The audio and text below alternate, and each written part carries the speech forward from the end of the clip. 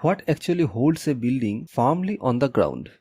It's not just the columns, it's the footing. In civil engineering, a footing is the lowest part of a structure that transfers the load safely to the soil. All the weight of the building comes down through columns and the footing spreads that load over a larger area, so the soil can handle it without sinking or cracking.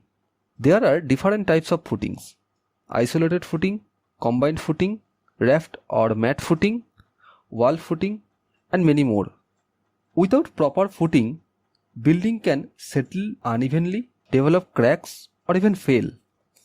Now let's calculate the total volume of an isolated footing step by step. First, we divide the footing into two parts: rectangular portion and trapezoidal portion. V1 is the volume of rectangular portion and V2 is the volume of trapezoidal portion. Starting with V1. V1 is equal to length into breadth into height. Here, length is 2.5 meter, breadth is 2.5 meter, and height is 0.2 meter. So, 2.5 into 2.5 into 0.2 gives us V1 equal to 1.25 cubic meter. Next, we calculate V2.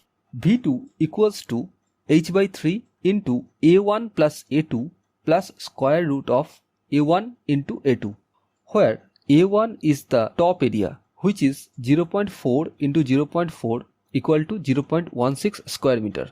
A2 is the bottom area, which is 2.5 into 2.5 equal to 6.25 square meter, and height h is 0.24 meter. Now V2 equals to 0.24 by 3 into 0.16 plus 6.25 plus square root of 0.16 into 6.25. So V2 becomes approximately 0.593 cubic meter. Now total volume V is equal to V1 plus V2, that is 1.25 cubic meter plus 0.593 cubic meter.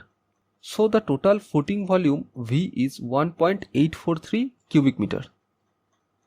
This is how you calculate the volume of an isolated footing step by step.